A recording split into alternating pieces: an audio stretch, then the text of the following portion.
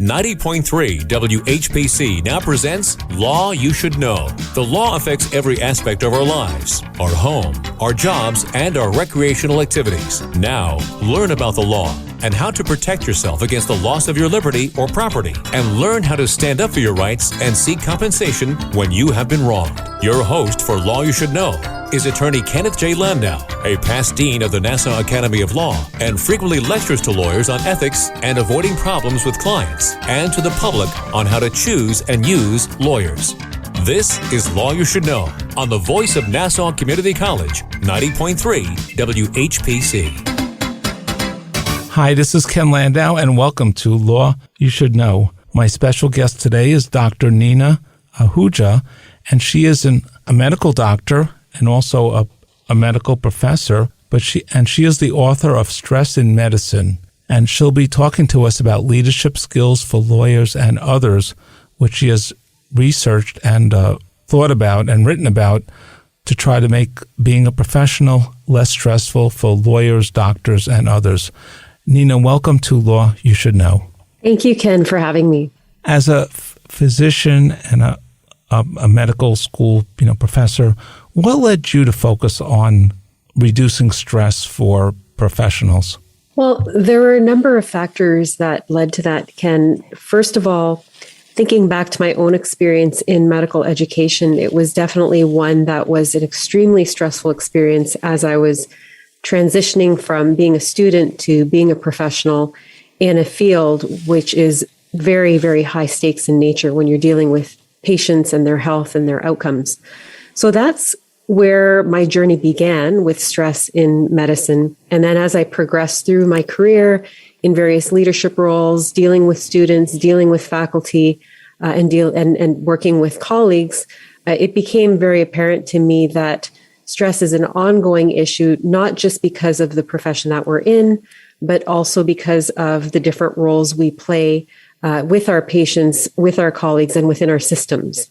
And so those are the things that really intrigued me by it. And then, of course, the pandemic really brought it to the forefront. And so seeing the impact that the pandemic was having on our students on top of the regular stresses that we face, I was really inspired to look into this area more and then write my book, Stress in Medicine. And I think some of your ideas about reducing stress in medicine will help lawyers and other professionals and everyone out there as well. It's stressful times for all of us. Why is it so important to help reduce the stress of professionals? Well, stress has impacts in different ways for all of us. We look at it from the perspective of, physical manifestations where it can affect the energy that we have in terms of what we bring to our work and also our general health. Emotionally, it becomes a manifestation in terms of how we interact with other people, whether we're able to maintain calm in certain situations that are, again, high stakes, whether you're in a courtroom or whether in an operating room. And then, of course, it's the impact of our behaviors that resonate not just with ourselves, but also the people around us. So all of those things become really important in being able to manage stress as professionals. And whether you're a lawyer or a doctor, it's going to affect the level of skills and information in handling the matters presented by your clients, whether it's a medical issue or a legal issue. Yes, that's correct. So start out by describing some of those important legal skills that you describe more in your book and that you also guide people more in your workshops. The first one is clear vision. So how can a lawyer think about clear vision? Well, the purpose of your vision and mission, really, those two work hand in hand, where the vision is really where you want to end up in a certain period of time. So, for example, as a lawyer, if you're looking to be the best advocate for your clients in a particular area, what does that look like to you? And in what time frame do you wish to get there? That becomes a very important starting point, because when you know your vision, it can help drive your mission, which is how you're going to get there. The biggest key factors in terms of vision and mission are that it connects your purpose, which is the reason why you're doing what you're doing, with the impact that you want to have. And so having the clarity in your purpose can help you define your vision, which can then help you define your mission, which is the high level how to in terms of getting to the ultimate impact that you want to have. So it's very, very important to have that clarity so you know what direction you're going in. Is it also good to focus from time to time on your vision, and maybe it will change based on your experiences or your skills? Yes, absolutely. In fact, the timeline is often 3 to 5 years, but in what I teach and what I recommend is to really be reassessing where you're at every quarter, for example, so that you can assess where you're at along that journey towards your vision, and if there needs to be a pivot or an additional resource added or an additional, support system that can be tapped into to help you reach the goals that you're trying to reach. And another skill you believe is important is effective communication skills. Why is that so important to both lawyers and doctors and others? Well, we're dealing in a world of people, and the way we interact with one another is through communication, and that communication can be verbal or nonverbal. The reason I think that that's so important is the way we engage with one another, the way we communicate with one another evokes different feelings and responses within each other. If you and I are chatting, we're having a very pleasant conversation right now. I feel very calm, very relaxed, happy to be engaging, versus if we were in an argument or one of our tones was very aggressive, it just brings about feelings that aren't comfortable, and that then translates into the relationships. So I think that, obviously there's a place when you're a leader, and whether you're, again, in a courtroom or dealing with a client or I'm dealing with a patient, where I have to be a little bit more directive. But the way that you are directive in those instances can impact and influence how the other person's feeling, and therefore impact their willingness to buy into what we're saying. And you also want to communicate effectively so that the patient or client will understand and heed your advice and discuss any concerns they have. Yes, very true. And why is transparency important to a lawyer, a doctor, or other professional? Transparency is extremely important in the fact that that's what helps build trust between you and your patient or your client. One of the things that we find is that if there's an element of trust, the person who you're trying to help is more likely to follow the direction that you're giving or the suggestions that you're giving. And part of that trust building involves very open communication that's seeking to understand, but that also serves to deliver information in a very clear and honest way so that people know that what you're going to tell them is the way it is. It's not that you're trying to beat around the bush or that you're trying to soften something that is otherwise something very important for them to know. That doesn't mean you can't be kind in your delivery of potentially very difficult information, but there's the transparency piece that really does translate to trust building. And for doctors, it may be important in whether they recommend a certain surgery or medicine or course of treatment, and for lawyers, a certain approach to handling a legal matter, a lawsuit, negotiations, or whatever. Mm-hmm. So you want to be sincere in whatever options you're proposing to the client. Absolutely. I think there's an obligation to be transparent and sincere simply by the fact that we're in helping professions. Depending on your personality type, of course, that is generally an element of why we come into these fields. And so that definitely becomes a part of it, the sincerity. And just like doctors, I always like to tell lawyers they want to resolve or help clients resolve or prevent problems, just like doctors do. Mm-hmm. And why is empathy important? Let's say empathy and integrity. Empathy is extremely important because we all receive the world in different ways and we all view the world in different ways. And so to be able to be open to that idea is really foundational in being able to connect with another person, to relay your ideas to them, and then to help support them in meeting whatever objectives that it is that you're trying to meet together. I think that becomes very important along with the integrity, where, again, that links to the trust building, where if people know that you're being authentic and they know that you're being transparent and you're working with their greater good or their best interest in mind, those things work together to really help people want to bridge whatever hesitation they have in order to work with you to achieve their goals. And at some point, as you're engaging in all these behaviors and have all these goals, it's important to make sure they understand the information you're conveying to them. Yes, it's extremely important for them to be able to understand. In fact, reflecting back to them what they're telling you is extremely important, so that when we talk about surgical procedures and interventions or medical interventions, obtaining informed consent is very much a part of what we do. And so we explain to patients what the procedure is, what the potential complications are, what the process is.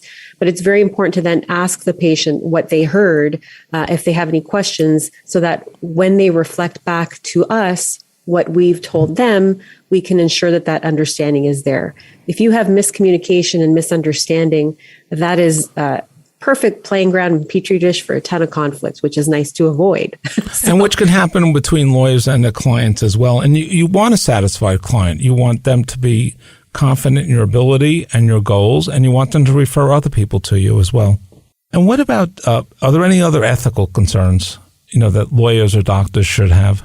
Yes, I think that, one of the shifts in medicine is very much that things are becoming monetarily based, so that resources are limited, and initiatives at organizations and within practices really does tie into the bottom line as well.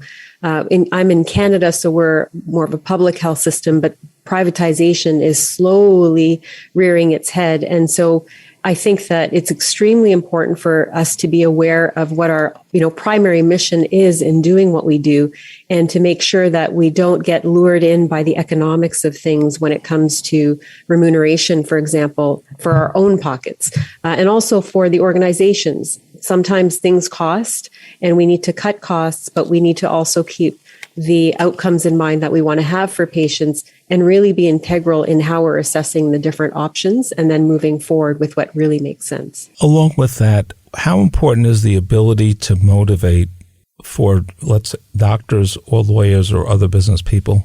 Motivation is extremely important, and I think there are different elements to it.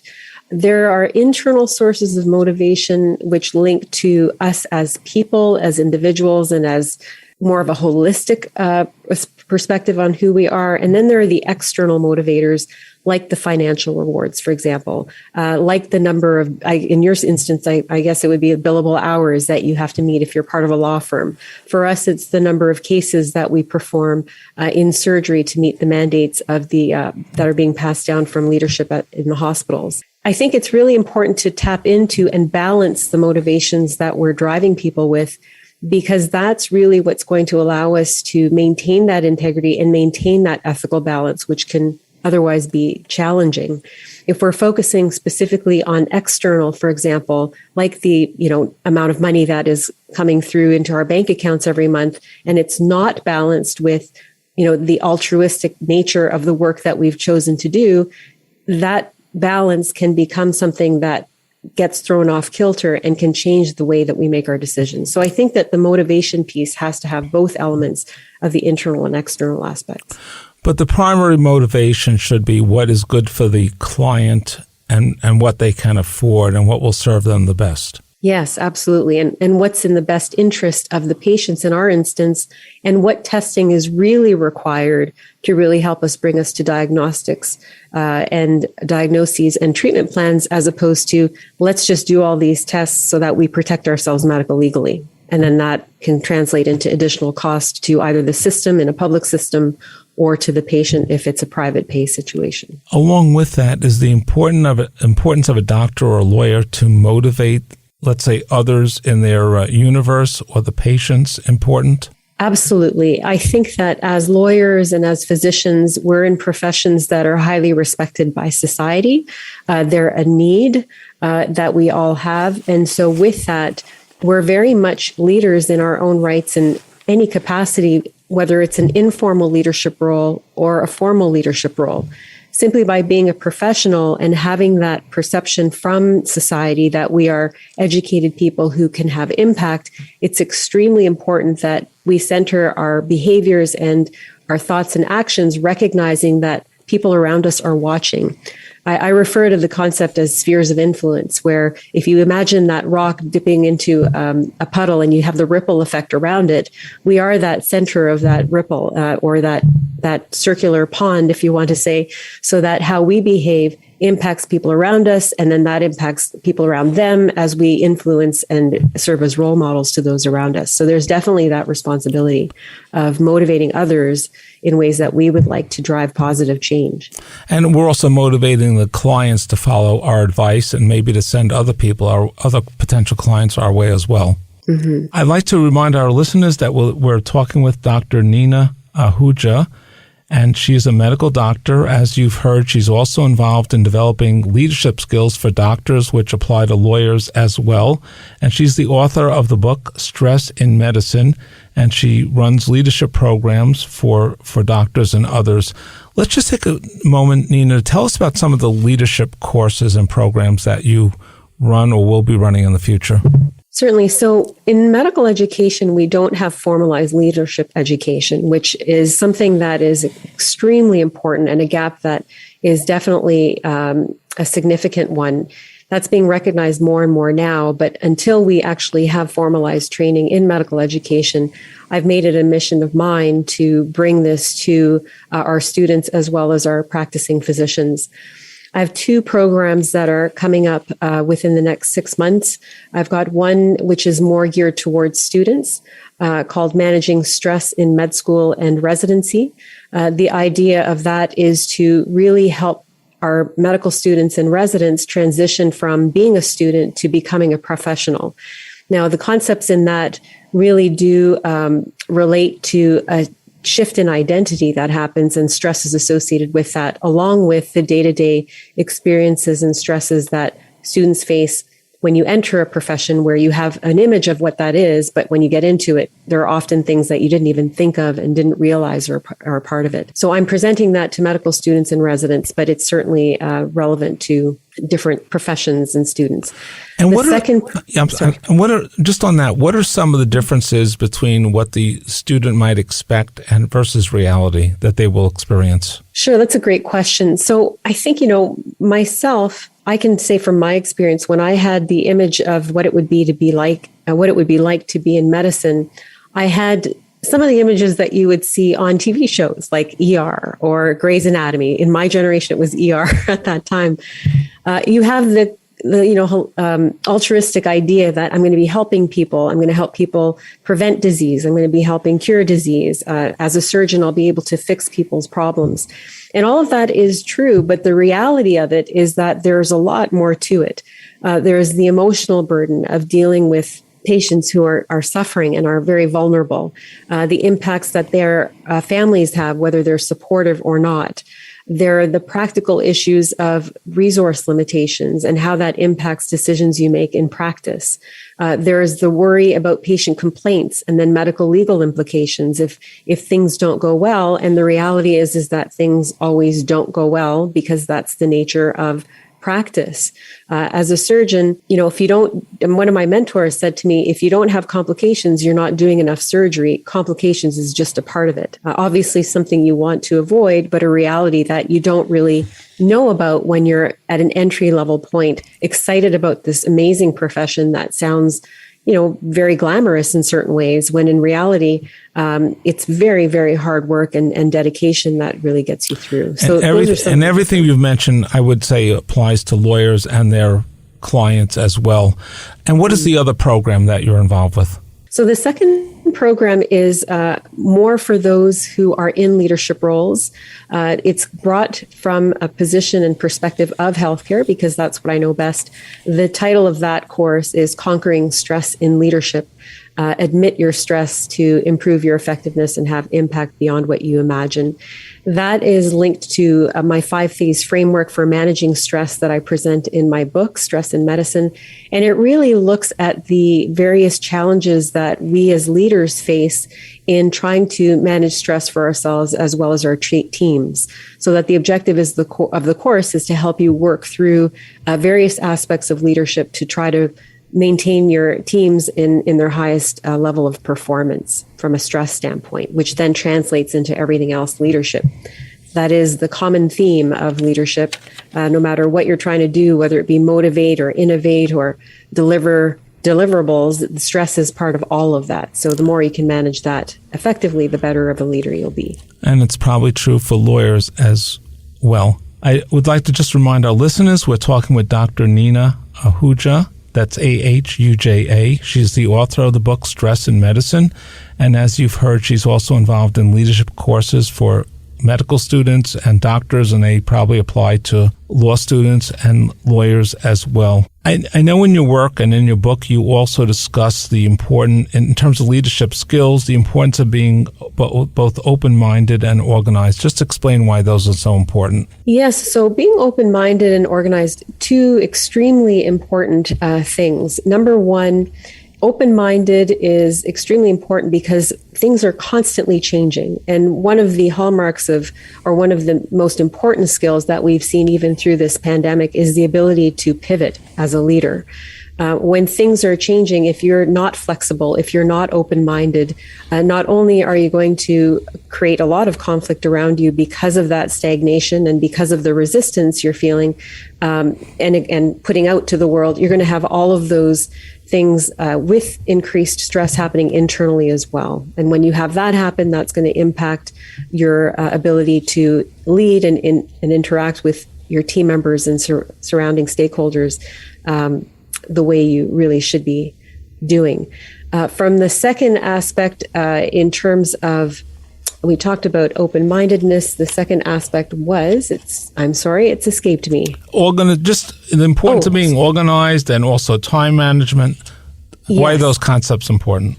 So those concepts are extremely important as well, because we know that if you have structure, that can often help someone navigate the overwhelm that they're feeling in a way that still maintains their productivity.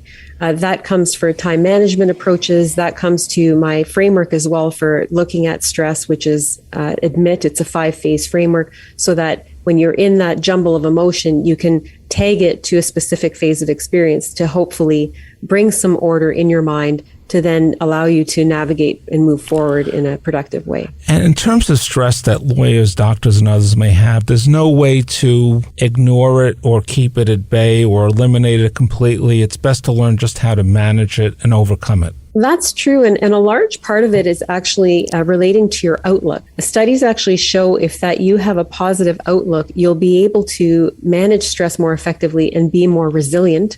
You'll be more solutions focused as well, as compared to having a negative outlook that's more pessimistic. That tends to keep you more in the problem focused realm. So learning to manage it is extremely important. And with that, having a positive outlook is certainly something that is valuable as well. And is this a team sport? Should colleagues, superiors, part of other members of the team work to prevent and relieve stress on their colleagues rather than piling it on? Help them to solve problems? Yes, I believe that managing stress is definitely a group effort. I think that what we put out there in terms of what we're communicating to the world resonates through that concept of spheres of influence that I was talking about. So if you think about those Venn diagrams where you have the overlapping circles and the overlapping area, if you just bring positivity, it just builds that energy. So the more we can support one another and engage with one another, interacting in very positive, supportive ways, the more we can help everyone overcome stress and just bring it down as a whole. And doctor, just tell us about what are the other information you have on your website about these topics you've covered, about your courses, and about your book. So my website does talk more about the courses and what is involved with them. There will be some definite active marketing going on in the next number of weeks through social media as well. There are also links to blog posts that I've written for my website and also for Psychology Today. I'm a regular contributor to them. I actually write a blog called Striving High, which is looking at the highs and lows of stress for high achievers, the unique stresses and joys of high achievers. So there are definitely links to that as well. And just tell us, give us your website, please. Sure. The website is www.docsinleadership.org. And that's DOCS. DOCS, yes. And on social media, the handle is Docs Leadership, DOCS Leadership. And if someone's interested in your book, Stress in Medicine, how can they obtain a copy? The book is available on Amazon.com.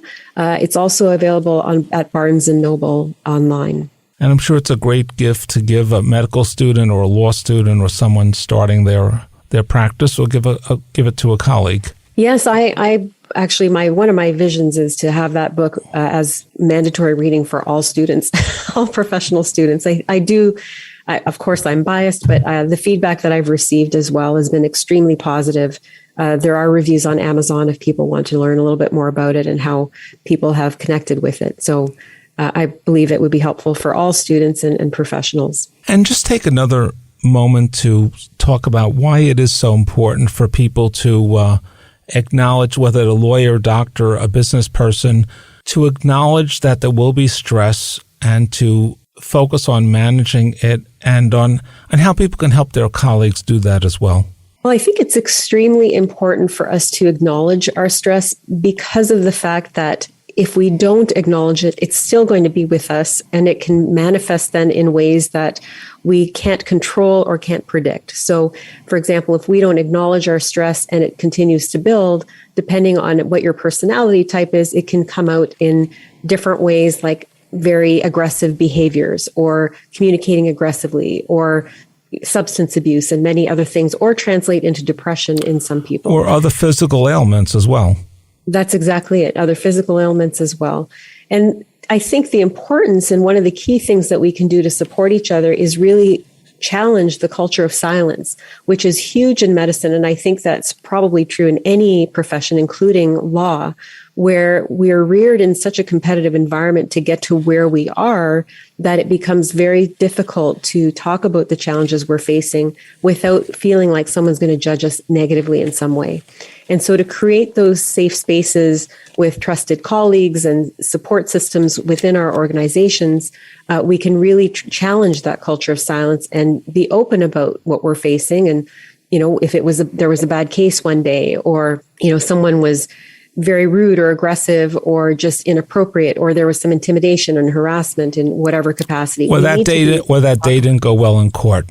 I'd like to thank our guest, Dr. Nina Ahuja, Ahuja. She's the author of Stress in Medicine, and she, as you know, she offers other programs or information on her website, which is DOCS in Leadership. And if you've missed any portion, please feel free to listen to the podcast or tell a friend or colleague about it at nccradio.org.